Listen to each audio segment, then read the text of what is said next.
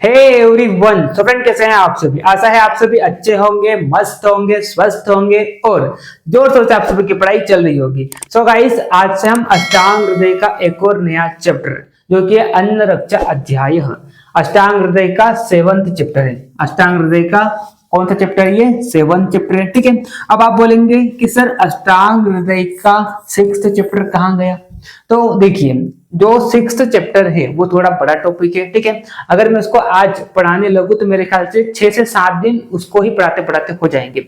और इन 6 से 7 दिन में मैं बाकी के जो चैप्टर है 7th, 8th, 9th, 10th जो कि अष्टांग हृदय का टर्म 2 का सिलेबस है, ठीक है, तो वो मैं पूरा करा दूंगा। तो इससे आपको ये लगेगा कि सिलेबस थोड़ा आगे भी बढ़ गया है। ठीक है, जैसे ये चैप्टर हो जाएंगे उसके बाद हम 6 चैप्टर को उठा लेंगे। तो इससे ये रहेगा कि आपको भी ऐसा लगेगा कि नहीं यार, सिलेबस काफी ज्यादा आगे बढ़ गया है। ठीक है, तो इसलिए मैंने ये डिसाइड किया कि सबसे पहले मैं आपको अन्न रक्षा अध्याय, फिर इसके बाद 8वां चैप्टर, फिर 9वां, 10वां, ये सारे चैप्टर पढ़ा देता हूँ। उसके बाद मैं आपको 6 चैप्टर पढ़ा दूंगा जो कि थोड़ा बड़ा टॉपिक है। ठीक है, और वो जो टॉपिक है कभी कभी उससे क्वेश्चन आता है, कभी कभी क्वेश्चन आता भी नहीं है। ठीक है, और ये जो बाकी के टॉपिक है इंपॉर्टेंट टॉपिक है। मैं आपको अन्न रक्षा अध्याय आज पढ़ाने जा रहा हूं। ठीक है, तो आज मैं आपको इस चैप्टर की इंपॉर्टेंस बता दूंगा और आज हमारा जो पूरा टॉपिक रहने वाला है वो पॉइजनस फूड पर रहने वाला है। ठीक है, मतलब अगर मान लो कोई भोजन है, अगर मान लो उस पर विष डल जाता है, ठीक है, तो विष जो विषैला भोजन होता है उसके क्या लक्षण है? ठीक है, अगर मान लो विषैला भोजन जो है अगर मान लो स्किन पर गिर जाता है तो उसके क्या लक्षण है? ठीक है, अगर मुख में विषैला भोजन आ जाए तो उसके क्या लक्षण देखने को मिलते हैं? ठीक है, तो कई सारे टॉपिक आज हमारा जो टॉपिक रहेगा वो किस पर रहेगा? पूरे पॉइजनस फूड पर रहेगा। ठीक है, तो सबसे पहले हम टॉपिक को स्टार्ट करने से पहले मैं आपको इस चैप्टर की इंपॉर्टेंस बता देता हूं कि इस चैप्टर से कितने मार्क्स का पूछा जा सकता है और इस चैप्टर में हम क्या पढ़ने वाले हैं। ठीक है, तो देखिए, सबसे पहले यहाँ पर आप देखिए, यहाँ पर लिखा गया है अन्न रक्षा। ठीक है, आप चैप्टर के नाम से आप समझ गए होंगे किस चैप्टर में हम बात करेंगे अन्न को किस प्रकार से आप अन्न की किस प्रकार से आप रक्षा कर सकते हैं। ठीक है, तो यहाँ पर ये जो अन्न है, यहाँ पर ये जो अन्न है, तो यहाँ पर कौन से अन्न की बात हो रही है? तो जो पकाकर तैयार किया जाता है। ठीक है, जो पकाकर तैयार किया जाता है उस अन्न की यहाँ पर बात हो रही है। ठीक है, देखिए क्या होता है, आप जैसे इस चैप्टर को पढ़ना स्टार्ट करेंगे तो वहां पर एक लाइन लिखी हुई है, एक श्लोक के थ्रू ये बताया गया है। ठीक है, ये बताया गया है कि राजा को अपने दरबार में एक चिकित्सक की क्या कराना चाहिए? नियुक्ति करानी चाहिए, जिसको चिकित्सा का क्या हो? शास्त्र ज्ञान हो। ऐसा क्यों बोला गया? ऐसा इसलिए बोला गया ताकि वो राजा के आहार विहार की क्या करे? देखभाल करे।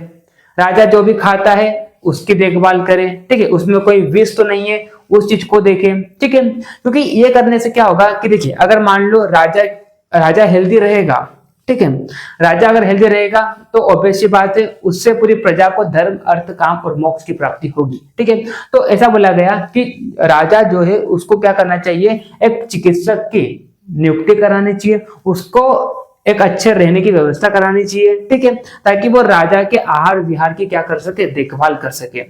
अगर मान लो राजा क्या रहेगा? हेल्दी रहेगा, तो उससे क्या रहेगा? प्रजा को फायदा होगा। और किस बात का फायदा होगा? उससे क्या होगा? धर्म, अर्थ, काम और मोक्ष की प्राप्ति मिलेगी सभी को। ठीक है, तो क्योंकि राजा एक ऐसा इंसान होता है जो क्या करता है? पूरी प्रजा को संभालता है। ठीक है, तो अगर वही बीमार हो जाता है, ठीक है, और ऐसा है ना कि देखिए, वही जो भी राजा होता है ना, तो उसके दोस्त कम, दोस्त ज्यादा क्या होते हैं? उसके शत्रु होते हैं। ठीक है, और राजा के पास सेफ्टी भी सब कुछ होती है, तो राजा को मारने का सबसे आसान जो तरीका होता है वो ये होता है कि भोजन में क्या मिला दे? विष मिला दे। ठीक, तो इसलिए राजा को क्या करना चाहिए? एक चिकित्सक की नियुक्ति करना चाहिए, ताकि वो राजा के भोजन करने से पहले वो सारी चीजों की देखभाल कर ले, सारी चीजों की जांच पड़ताल कर ले कि कहीं उसमें विष तो नहीं गिरा हुआ है। ठीक है, तो इसीलिए यहाँ पर शुरुआत में यही चीज लिखी गई है कि राजा को क्या करना चाहिए? एक चिकित्सक की नियुक्ति कराना चाहिए जिसको शास्त्रों का ज्ञान हो, और वो राजा की जो भी खाने की चीजें, इसके अलावा जो भी पढ़ने की चीजें, उसको भी यहाँ पर आप इंक्लूड कर सकते हैं। ठीक है, तो उन सभी चीजों को क्या रखे? ध्यान रखें, क्योंकि अगर मान लो राजा हेल्दी रहेगा तो ऑब्वियस सी बात है पूरी प्रजा को धर्म, अर्थ, काम और मोक्ष की प्राप्ति होगी। ठीक है, चलिए, तो इस चैप्टर की अगर मैं बात करता हूं तो यहाँ पर जैसे कि आपको अब इसको समझाने की जरूरत नहीं है। अन्न रक्षा मतलब यहाँ पर हम बात करेंगे किस प्रकार से हम अन्न की रक्षा कर सकते हैं, चाहे आप विष से हो, है ना, अगर मान लो उस पर विष भी डल गया है तो उसके क्या लक्षण होंगे। ठीक है, किस प्रकार से आप उसको चेक कर सकते हैं कि भोजन में विष डला हुआ है, ठीक है, किस प्रकार से आप विषैले भोजन की परीक्षा कर सकते हैं। तो ये सारी चीजें हम इस पूरे चैप्टर में देखेंगे, ठीक है। तो चलिए सबसे पहले मैं और अच्छे से आपको थोड़ा डिटेल में बता देता हूँ कि इस चैप्टर में क्या क्या है। तो सबसे पहले तो हम क्या पढ़ेंगे, सबसे पहले तो हम क्या देखेंगे, पॉइजनस फूड के बारे में बात करेंगे, है ना। एक प्रकार से ऐसा आप बोल लो, पॉइजनस फूड मतलब इसमें आप सारी चीज ले लो कि अगर मान लो भोजन में विष डल जाता है तो उसके क्या लक्षण होंगे।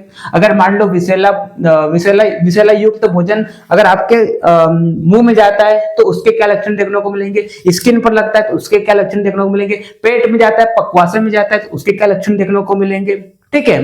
तो और उनके क्या ट्रीटमेंट है, तो वो सारी चीजें यहाँ पर पहले टॉपिक में बताई गई है। तो इस टॉपिक से जो क्वेश्चन पूछा जाता है तो बार बार आप क्वेश्चन यूनिवर्सिटी में देखने को मिलेगा 5 मार्क्स में, वो ये देखने को मिलेगा कि जो विष दाता होता है, विष दाता यानी कि जिसने भोजन में क्या मिलाया है, विष को मिलाया है, तो विष दाता के क्या क्या लक्षण है, विष दाता के क्या क्या लक्षण है। तो ये क्वेश्चन आपको 5 नंबर में देखने को मिल सकता है। और एक यहाँ से टॉपिक और यहाँ से पूछा जा सकता है कि अगर आप क्या करते हैं, विषैला भोजन है ना, विषैला भोजन है, विषैले भोजन को अगर आप क्या करते हैं, अग्नि में डालते हैं, विषैले भोजन को अगर आप क्या करते हैं, अग्नि में डालते हैं, ठीक है, तो उसके क्या लक्षण होंगे, तो ये क्वेश्चन भी यहाँ से पूछा जाता है, ठीक है। तो आज जो हम पढ़ेंगे तो उसमें से ये बहुत ही इंपॉर्टेंट टॉपिक है कि विषदाता के लक्षण क्या क्या होते हैं, और अगर आप विषैले भोजन को अग्नि में डालते हैं तो उसके क्या क्या आपको लक्षण देखने को मिलेंगे, ठीक है। तो ये चीज आप कर सकते हैं, ठीक। उसके बाद यानी कि यहाँ से क्वेश्चन पूछा जा सकता है। उसके बाद इसी चैप्टर में हम दूसरा जो टॉपिक पढ़ेंगे वो है विरुद्ध आहार। वो क्या है, विरुद्ध आहार। और ये जो टॉपिक है मोस्ट इंपॉर्टेंट है। आप किसी भी यूनिवर्सिटी का पेपर उठाकर देख लेना, आपको क्वेश्चन देखने को मिल जाएगा कि विरुद्ध आहार का वर्णन कीजिए, विरुद्ध आहार पर टिप्पणी लिखिए। तो इस तरह से 5 मार्क्स में, है ना, इस तरह से 5 मार्क्स में विरुद्ध आहार पर क्वेश्चन पूछा जा सकता है। इस चैप्टर से 5 मार्क्स का पूछा जाएगा मोस्ट प्रोबेबली, ठीक है, 5 मार्क्स का आएगा। और मैं आपको बता दे रहा हूँ सारी चीजें, ठीक है। एक तो क्या आ सकता है, विषदाता के लक्षण क्या क्या है, और विषैले भोजन को अगर आप अग्नि में डालते हैं यानी उसे अग्नि परीक्षा करते हैं तो उसके क्या क्या लक्षण देखने को मिलेंगे, वो क्वेश्चन पूछा जा सकता है। विरुद्ध आहार 5 नंबर में आ सकता है, ठीक है। उसके बाद यहीं पर आपको टॉपिक देखने को मिलेगा निद्रा, ठीक है, निद्रा। और उसके बाद हम चौथा टॉपिक यहाँ पर पढ़ेंगे जो कि क्या है, मैथुन कर्म, मैथुन कर्म, ठीक है। तो ये 4 टॉपिक पूरे अन्न रक्षा अध्याय में रहने वाले हैं, जिसमें से आज हम जो टॉपिक स्टार्ट करने जा रहे हैं वो पूरा इस पर है, विषैले भोजन पर, ठीक। चलिए स्टार्ट करते हैं हम टाइम को ज्यादा वेस्ट ना करते हुए, ठीक है। तो देखिए आप यहाँ पर वही चीज यहाँ पर लिखी हुई है कि इस चैप्टर में हम क्या क्या पढ़ने वाले हैं, ठीक। वही चीज यहाँ पर लिखी हुई है जो मैंने आपको ऑलरेडी बता दी है, ठीक है। तो फिर भी चलिए थोड़ा पढ़ लेते हैं हम। In this chapter the importance of protecting the food from the poison, यानी कि हम विष से भोजन को कैसे प्रोटेक्ट कर सकते हैं इसके बारे में यहाँ पर बताया गया है, ठीक है। उसके बाद यहाँ पर बताया गया how to test poisonous food, यानी कि हम जो विषैला भोजन है उसका किस प्रकार से परीक्षा कर सकते हैं, टेस्ट कर सकते हैं कि उसमें भोजन उसमें विष डला हुआ है, किस प्रकार से हम जान सकते हैं, ठीक है। How to protect the food from poisoning and the preparation of various antitoxic formulations etcetera. ये सारी चीजें इस चैप्टर में डिस्कस की गई है जो कि मैंने आपको ऑलरेडी बता दी कि हम क्या क्या पढ़ने वाले हैं, ठीक है। चलिए अब देखो, जैसे कि मैंने आपको बताया था कि राजा महाराजा जो होते हैं वो क्या करते हैं, अपने दरबार में एक चिकित्सक की नियुक्ति कराते हैं ताकि वो राजा के आहार विहार की क्या करे, देख पड़ताल करे, ठीक है, और चेकित रहे, ठीक है। चलिए तो यहाँ पर वो जो चिकित्सक है तो उसका क्या क्या फिर कर्तव्य होता है। राजा का कर्तव्य ये है कि वो क्या करे, एक चिकित्सक की नियुक्ति कराए, ठीक है, ताकि वो राजा के आहार विहार की पूरी देखभाल करे। लेकिन यहाँ पर फिर ये बोला कि चिकित्सक का क्या कर्तव्य होता है, तो देखिए आप यहाँ पर चिकित्सक का क्या कर्तव्य होता है। तो राजा जिस अन्न पान का सेवन करे उसमें कहीं किसी प्रकार का विष का प्रयोग तो नहीं हुआ, ठीक है। तो राजा जो आहार ले रहा है तो उसमें कहीं विष तो नहीं डला हुआ है, तो उसकी जांच पड़ताल करे, ये चिकित्सक का क्या है, कर्तव्य है।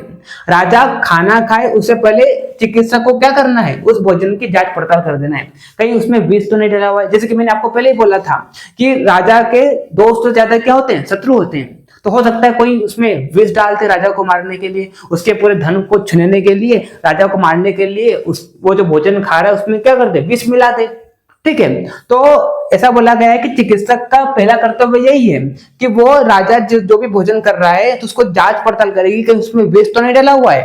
ठीक, उसके बाद क्योंकि अब क्यों करना चाहिए चिकित्सक ने, तो यहाँ पर ये बोला क्योंकि राजा की विधि पूर्वक रक्षा होने पर ही क्या होगा, उससे जीविका एवं कुशलता तथा अर्थ काम मोक्ष, धर्म अर्थ काम मोक्ष का लाभ प्राप्ति हो सकती है। तो अगर मान लो राजा हेल्दी रहेगा तो उससे क्या होगा, पूरे प्रजा की जीविका है ना, कुशलता तथा धर्म अर्थ काम और मोक्ष की प्राप्ति मिलेगी। ठीक है, तो यहाँ पर चिकित्सक का कर्तव्य ये बताया गया है कि वो राजा के आहार विहार की क्या करे, देखभाल करे।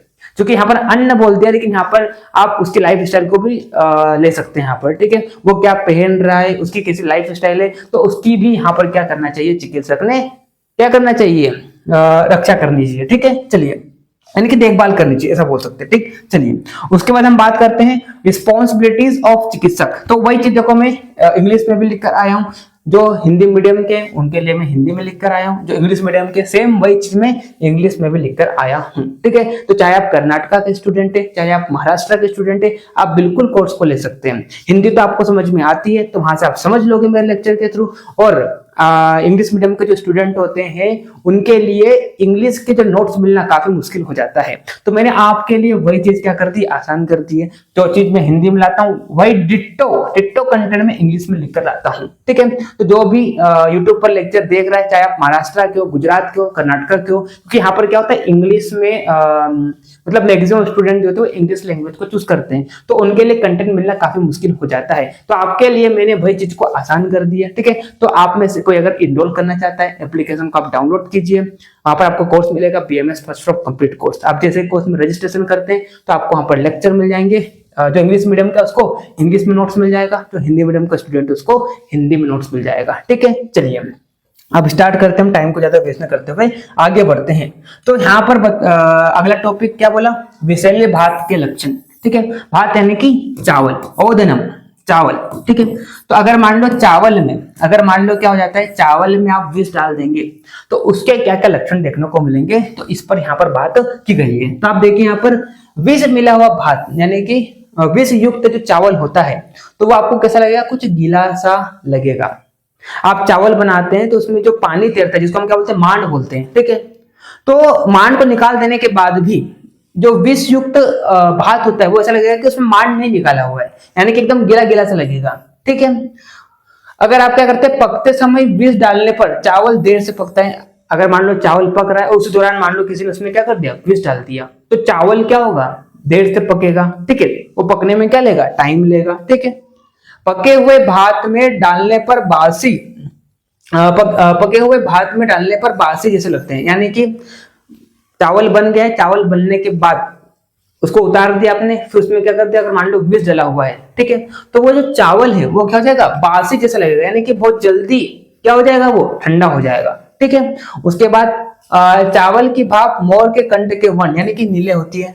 ठीक है, चावल पक रहा है, उस समय आपने विष डाला तो उसकी जो भाप निकलती है, तो वो जो भाप है उसका जो कलर है किसके समान दिखाई देगा, तो मोर का जो कंठ नीले वर्ण का होता है। ठीक, उसी प्रकार आपको नीले वर्ण की क्या दिखाई देगी, भाप दिखाई देगी। ठीक है, भाप के लगते ही, और वो जो भाप निकल रही है वो अगर हमारे बॉडी के संपर्क में आएगी तो मूर्छा नहीं कि बेहोश हम हो सकते हैं। ठीक है, और मुख से लार भी निकल सकती है। तो अगर आप उस भाप के कांटेक्ट में आएंगे तो क्या हो जाएगा, मूर्छा हो सकता है, अनकॉन्शियसनेस हो सकता है, या मुख से क्या हो सकती है, लार आ सकती है। तो ये लक्षण देखने को मिलेंगे जैसे आप उस भाप के संपर्क में जाते हैं, जो कि क्या विष युक्त है। ठीक है, विषैले भात अपने स्वाभाविक रूप तथा गंध वाला नहीं रहता है, और चावल जो होती है आपने देखा उसकी अलग से क्या होती है, फ्रेग्रेंस आती है। ठीक है, तो अगर आप उसमें विष डाल देंगे तो उसका जो स्वाभाविक रूप होता है तथा उसकी जो गंध होती है वो उसमें नहीं देखने को मिलेगी। ठीक है, उसमें गलन या सड़न पैदा हो जाती है, और चावल एकदम ऐसा लगेगा कि सड़ गया है, यानी कि खराब हो गया है। ठीक है, मलिन हो गया है, ऐसा दिखाई देगा। और उसमें चंद्रिकाएं दिखलाई देती है। चंद्रिकाएं यानी कि उसमें जो शाइनी पार्टिकल्स होते हैं, तो चावल जो होते हैं कुछ चमकदार इस प्रकार से दिखाई देंगे। ठीक है, चलिए, तो आप देखिए वही सेम चीज मैं यहाँ पर इंग्लिश में भी लिखकर आया हूँ। Rice becomes thick and the grains of boiled rice can not be separated. ठीक है, ज्यादा समय लेगा पकने में, यानी कि it takes long time to cook, है ना। Even cooked becomes moist and lose hotness in a short time. पकने के बाद अगर आप उसमें डालेंगे तो बहुत जल्दी वो क्या होता है, बासी हो जाएगा, यानी कि ठंडा हो जाएगा। ठीक है, if thrown the poisonous food into fire, अगर आप फायर में डालेंगे तो वो इस तरह की फ्लेम को इमिट करेगा, जिसका कलर किसके समान होगा, पीकॉक नेक कलर्ड फ्लेम आपको दिखाई देगी। ठीक है, एंड कॉजेज डिल्यूशंस, यानी कि डिल्यूशंस, फेंटिंग एंड सलाइवेशन, यानी कि लार आएगी, है ना, मूर्छा यानी कि बेहोशी की हालत हो जाएगी अगर आप उस विषैले भात की जो भाप निकलती है उसके कांटेक्ट में जैसे जाओगे तो आपको क्या हो जाएगा, अनकॉन्शियसनेस हो जाएगा, या मुंह से लार भी आएगी। ठीक है, ये लक्षण आपको दिखाई देंगे जैसे उसके कांटेक्ट में जाएंगे। Loses the natural colour, smell and taste, और उसका जो स्वाभाविक गुण जो होता है, उसका जो कलर होता है, उसका जो गंध होता है, वो भी क्या हो जाएगा, लूज हो जाएगा। ठीक है, it becomes watery and full of shiny colour. ठीक है, और एकदम गीलापन सा, सड़ा सड़ा सा दिखाई देगा। ठीक है, चलिए अब बात करते हैं विषैले व्यंजनों के लक्षण, है ना। तो यहाँ पर क्या बोला, अगर आप किसी आहार में, है ना, किसी भोजन में क्या करते हैं, विष को डालते हैं तो वो क्या होता है, जल्दी सूख जाता है और उनके रस भी क्या हो जाते हैं, मलिन हो जाते हैं। रस में छाया दिखलाई देती है। अगर मान लो सूप वाली सब्जी है ना, अगर आप उसके वहां पर जाएंगे, उसके सामने जाएंगे तो आपकी परछाई दिखाई देगी, लेकिन जो विष युक्त भोजन होता है तो उसमें आपकी परछाई या तो डल दिखाई देगी या तो दिखाई ही नहीं देगी। ठीक है, तो रस में छाया दिखलाई भी पड़ती है ना, तो कैसे दिखाई पड़ेगी, विकृत दिखाई देगी अथवा नहीं दिखाई देगी। ठीक है, विष के कारण झाग उठने लगते हैं, और आपने देखा होगा कि सब्जी जो होती है खराब हो जाती है, किस प्रकार से उसमें फफूंद जम जाती है, तो ठीक उसी प्रकार से विषैले भोजन में आपको झाग दिखाई देगा। ठीक है, रेखाएं दिखाई देती है, बीच में फटा हुआ सा दूध देखना, आप फट जाता है तो किस प्रकार से अलग अलग दिखाई देता है, ठीक उसी प्रकार से विष युक्त भोजन भी आपको दिखाई देगा फटा फटा सा। ठीक है, तंतु जैसा उसमें क्या होंगे, बुलबुले भी उठने लगेंगे। तो आप कोई खराब चीज देखना, काफी समय तक रखी हुई है, उसमें फफूंद आ जाता है, झाग निकलने लगता है, बबल्स भी ऊपर आ जाते हैं। ठीक है, उसमें कुछ अलग प्रकार की रेखाएं भी दिखाई देती है, तो ठीक उसी प्रकार से विष युक्त भोजन भी आपको दिखाई देता है। ठीक है, रायते में और खट्टे रस वाली सब्जियां जो होती है, साग तथा मांस रसों के आकार कटे फटे से दिखलाई देते हैं, और खाने पर रस विकृत पड़ जाता है, यानी कि आप उसको खाएंगे तो उसका टेस्ट भी एकदम अलग अलग आएगा, विकृत टेस्ट आएगा। ठीक है, चलिए उसके बाद आप देखो वही चीज मैं इंग्लिश में लिख कर आया हूँ। ठीक है, तो जो इंग्लिश मीडियम की स्टूडेंट है जो यूट्यूब पर देख रहा है, आप इसका स्क्रीनशॉट ले सकते हो, और अगर आपको प्रॉपर नोट्स चाहिए तो आप एप्लीकेशन को डाउनलोड कीजिए। ठीक, चलिए अब हम बात करते हैं स्पेसिफिक फीचर्स ऑफ। अब देखो, अब यहाँ पर अलग अलग भोजन में यहाँ पर स्पेसिफिक नाम दे दिए हैं कि अगर आप इसमें विष डालते हैं तो उसका क्या लक्षण आपको दिखाई देगा। तो आप देखिए, आप यहाँ पर देखिए, अगर आप मटन सूप जो होता है, मटन का जो सूप होता है, उसमें अगर आप विष डालते हैं तो आपको उसमें क्या दिखाई देगी, ब्लूइश लाइंस, नीली नीली लाइंस दिखाई देगी। ठीक है, अगर आप क्या करते हैं, दूध में क्या करते हैं, विष को डालते हैं तो आपको लाल कलर की, यानी कॉपर कलर की लाइंस दिखाई देगी।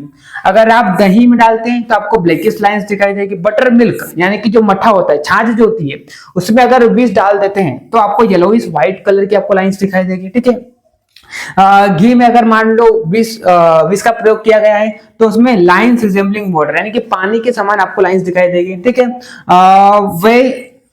वही की अगर हम बात करते हैं तो पिजन कलर, यानी कि जो कबूतर होता है, वही का मतलब क्या होता है, वही का मतलब होता है दही का जो पानी होता है ना, आप दही देखना, दही आपने देखा होगा, एक तो गाढ़ा होता है और थोड़ा उसमें कुछ पानी भी होता है। दही का जो पानी होता है ना, इसको शायद मस्तुक इस प्रकार से कुछ बोलते हैं, है ना। तो दही का जो पानी होता है तो वो कबूतर जो होता है ना, कबूतर उसके कलर के समान आपको उसमें रेखाएं दिखाई देगी। ठीक है, फिर तुषोदक की अगर हम बात करते हैं तो उसमें क्या हो जाएगा, ब्लैकिश लाइंस दिखाई देगी। ठीक, उसके बाद अल्कोहल वाटर की बात करते हैं, ब्लैकिश लाइंस, है ना, अल्कोहल में और जो पानी होता है उसमें आपको ब्लैकिश लाइन दिखाई देगी। विष युक्त मदिरा में और विष युक्त पानी को देखेंगे तो उसमें कुछ ब्लैकिश लाइंस उत्पन्न हो जाएगी। ठीक है, मधु की बात करते हैं, उसमें ग्रीनिश लाइंस आपको दिखाई देगी।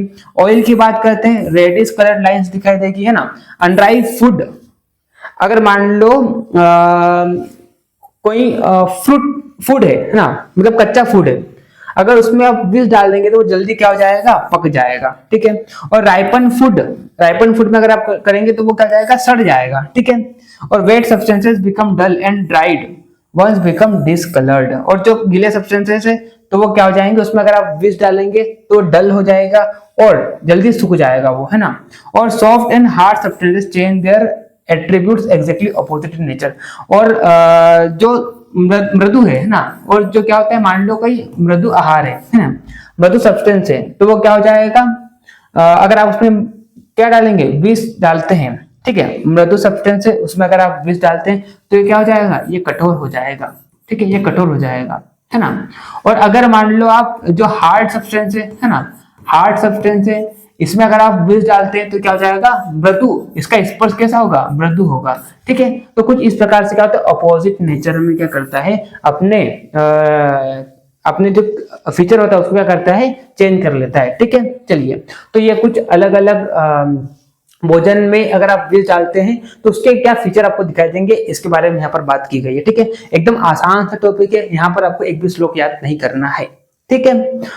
नेक्स्ट जो टॉपिक हम पढ़ने वाले हैं वो विरुद्ध आहार, तो वहां पर कौन कौन से श्लोक याद करना है तो वो मैं अपने नोट्स में इंक्लूड कर दूंगा, ठीक है। चलिए स्टार्ट करते हैं, आगे बढ़ते हैं, ठीक है। चलिए, तो थोड़ा अब हम आगे बढ़ते हैं और आगे हम बात करते हैं यहाँ पर विषदाता के लक्षण। और मैंने आपको बोला है ये टॉपिक इंपॉर्टेंट है ना, यूनिवर्सिटी एग्जाम में यहाँ से पूछा जा सकता है कि जो विष, यानी कि मान लो राजा है, ठीक है, और राजा का मान लो कोई शत्रु है, ठीक, तो वो राजा को मान लो मारना चाहता है, तो क्या करेगा, मान लो उसने भोजन में क्या डाल दिया, विष डाल दिया है, तो वो जो विष डालता है उसके क्या क्या लक्षण देखने को मिलेंगे, तो यहाँ पर देखिए आप, तो उसका मुख गोरा होने पर भी उसमें क्या हो जाएगी, काली छाया युक्त होगा, है ना।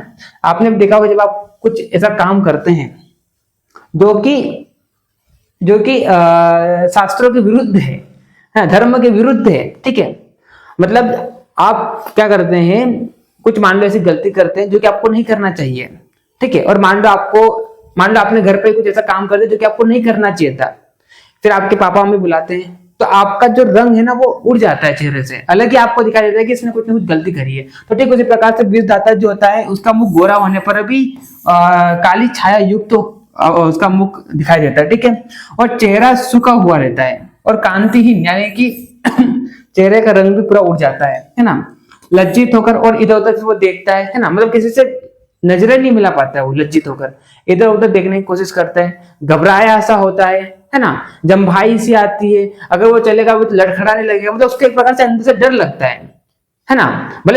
भले उसको किसी ने बोला नहीं कि तूने ये गलत किया है या तूने ही ऐसा काम किया है जो कि तेरे को नहीं करना था, लेकिन जो गलती करता है ना उसके चेहरे पर अलग ही ये सारे लक्षण दिखाई देते हैं। तो आप देखिए यहाँ पर उसके पसीना आएगा, कांपेगा भी वो, अंदर से डर भी लगेगा, ठीक है। तो ये सारे लक्षण देखकर ही समझ जाते हैं कि इसने ही कुछ ना कुछ कांड किया है, ठीक है। अगर चलेगा तो वो लड़खड़ाएंगे उसके पैर और बार बार वो क्या लेगा, जम्भाई लेगा, ठीक है। तो ये सारे लक्षण आपको भी जाता है कि दिखाई देंगे, ठीक। तो जो मान लो विष देता है ना, जैसे कि मान लो जहां पर राजा का खाना बन रहा है, ठीक, वहां पर मान लो 5 लोग काम कर रहे हैं, है ना, और उनमें से मान लो एक ने क्या कर दिया, उसमें विष डाल दिया, ठीक है। अब वो चीज पता चल गई राजा को, है ना, तो फिर क्या करेंगे, कौन कौन वहां पर काम करता है, ठीक है, रसोई घर में कौन कौन काम करता है उन सबको बुलाया जाएगा। तो जिसने विष डाला है तो ये सारे लक्षण उसको दिखाई देंगे, पसीना आएगा उसको, कांपेगा वो, जिसने नहीं डाला उसको तो कोई फर्क नहीं पड़ेगा, लेकिन जिसने सच में डाला है तो अलग ही दिखाई देगा, उसका रंग उड़ जाएगा चेहरे का, वो किसी से नजरें भी नहीं मिला पाएगा, पसीना आएगा उसको, कांपेगा, डर लगेगा, अगर वो चलेगा तो पैर उसके लड़खड़ाएंगे और बार बार क्या लेगा, जम्भाई लेगा, ठीक है। तो उसको एक प्रकार से अंदर से डर लगेगा, है ना। तो ये सारे विषदाता है कि क्या होते लक्षण होते हैं, ठीक। चलिए अब हम फिर आगे बढ़ते हैं, एकदम आसान से टॉपिक है, ठीक है, इसलिए मैं ज्यादा यहाँ पर लोड नहीं ले रहा हूँ, एकदम चिल होकर आपको पढ़ा रहा हूँ, ठीक है। चलिए अब विषैले अन्न की अग्नि परीक्षा, अब ये भी मैंने बोला था ये भी इंपॉर्टेंट है, यहाँ से भी क्वेश्चन पूछा जा सकता है कि अगर आप विषैले अन्न को अग्नि में डालते हैं तो उसके क्या क्या लक्षण दिखाई देंगे। तो लव किसी एक और होती है, अगर आप क्या करते हैं विषैले अन्न को डालेंगे तो उसमें से जो जलेगा उसकी जो फ्लेम वो एक ही साइड होगी, उसकी फ्लेम किधर होगी, वन साइडेड फ्लेम आपको यहाँ पर दिखाई देगी, ठीक है, एक ही साइड आपको उसकी फ्लेम दिखाई देगी, ठीक, एक ही साइड आपको उसकी फ्लेम दिखाई देगी, है ना। अन्न जो होगा वो क्या होगा, फूटने लगेगा। अब विषैले अन्न को डालेंगे तो चिड़चिड़ाहट होगी, मतलब क्या बोल सकते हैं उसको, मतलब फूटेगा वो, जिस प्रकार से आप मक्का को आप क्या करते हैं, आपने देखो धानी जो बनती, धानी क्या बोलते, पॉपकॉर्न जो बनता है, तो मक्खी डालते ही, है ना, मेज डालते ही कैसे पॉपकॉर्न फूटने लगते हैं, ठीक उसी प्रकार से क्या होता है, आपका जो विषैला अन्न फूटने लगेगा। ठीक है, उसके बाद मोर के गले के समान, मैंने आपको पहले बोला कि अगर आप क्या करते हैं, विषैले अन्न को अग्नि में डालते हैं तो उसकी जो फ्लेम है, उसका जो वर्ण है वो मोर के कंठ के समान आपको दिखाई देगा, नीला। ठीक है, अत्यंत तीव्र उसमें क्या दुर्गंध आती है। ठीक, उसके बाद अब आगे बढ़ते हैं, है ना, आगे बढ़ते हैं, आगे बढ़ते हैं। चलिए, अब यहाँ पर क्या बोला, अब देखो एक चीज देखो, अभी हमने क्या देखा था, अभी हमने क्या देखा था, विषैले अन्न को, है ना, विषैले विषैले अन्न की अग्नि परीक्षा। अभी हमने क्या देखा, विषैले अन्न की अग्नि परीक्षा। तो देखिए, आपने भी देखा होगा, अभी भी आपके घर में होता होगा कि जब कोई खाना बनता है तो सबसे पहले क्या करते हैं, गैस पर जो अग्नि होती है ना उसको डाल देते हैं या चूल्हे में डाल देते हैं। ठीक है, और जब खाना बनता है तो साथ में कुत्ते के लिए या गाय के लिए, इन सब के लिए क्या बनाते हैं, रोटी बनाते हैं। तो धर्म एकदम धार्मिक दृष्टिकोण से भी शायद हो सकता है यहाँ पर बात लिखी हुई है, हो सकता है उन्होंने इस चीज को ही सोचकर ये प्रोसेस चालू करी कि जब आप खाना बना रहे हैं तो उसको क्या करो, चूल्हे में डालो। चूल्हे में डालेंगे तो उससे ये पता चल जाएगा कि उसमें कोई विष का प्रयोग तो नहीं हुआ है। हो सकता है जानबूझकर भी, कभी हो सकता है जानबूझकर, हो सकता है कभी कभी गलती से, मतलब भोजन में विष का प्रयोग हो सकता है।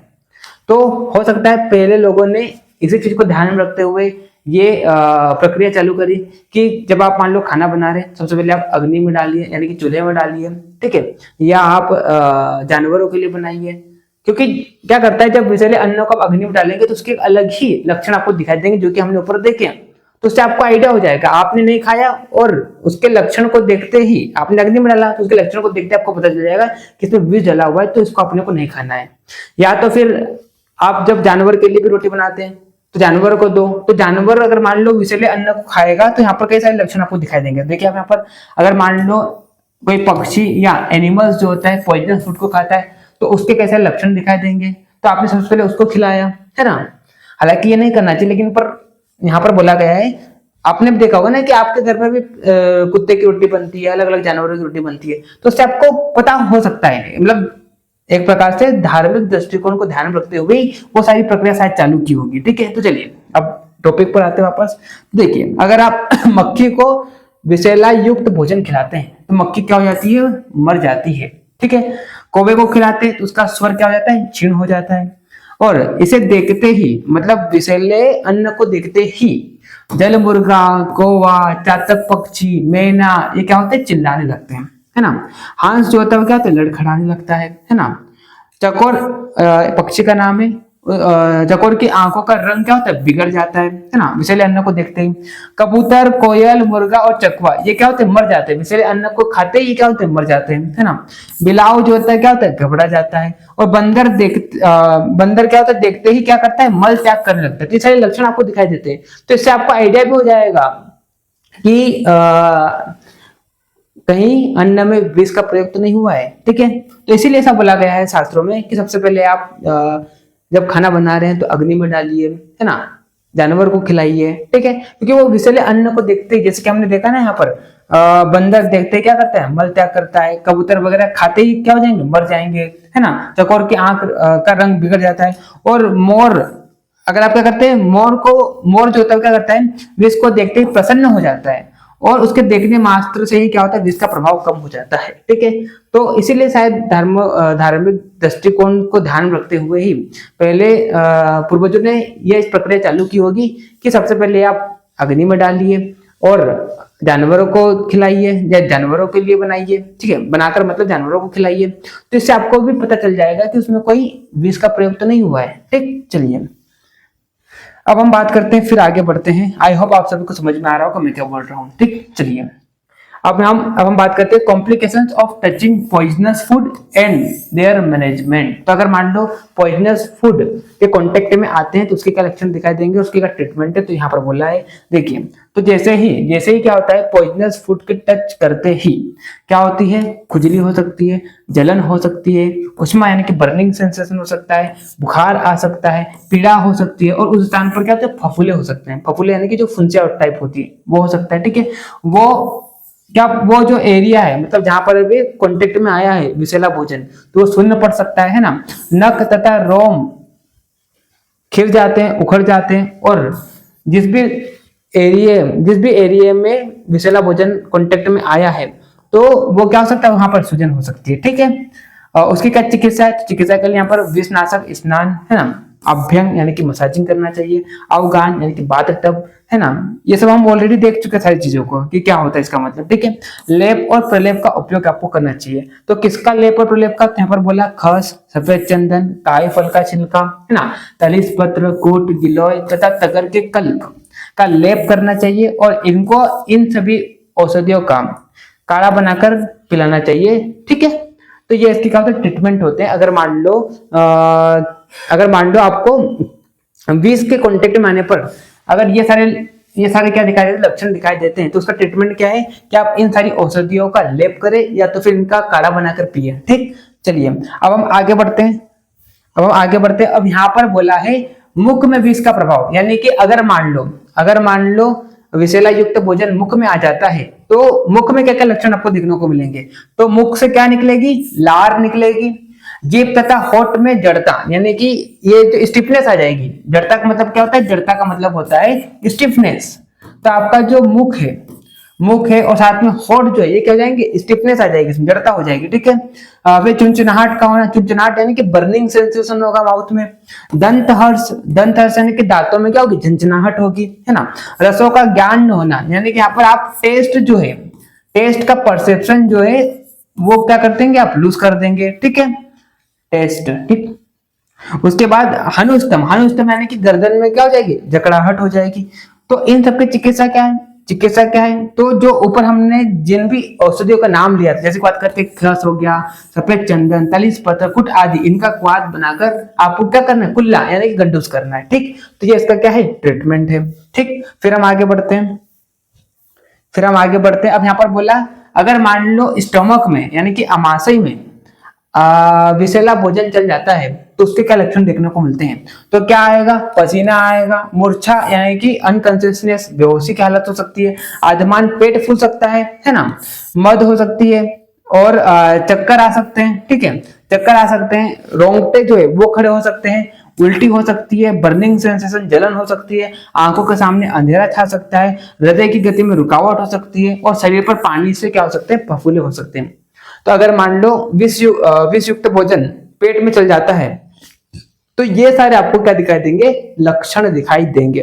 ठीक है, और अगर मान लो विष युक्त भोजन पक्वाशय यानी कि लार्ज इंटेस्टाइन में चल जाता है, ठीक है, तो वहां पर आपको क्या क्या लक्षण दिखाई देंगे, तो अनेक रंग के वमन का होना, यानी कि अनेक अनेक प्रकार के रंग की क्या होगी, आपको उल्टी होगी, है ना। मूत्र बार बार आएगा, पोलीयूरिया की कंडीशन यहाँ पर हो सकती है ना।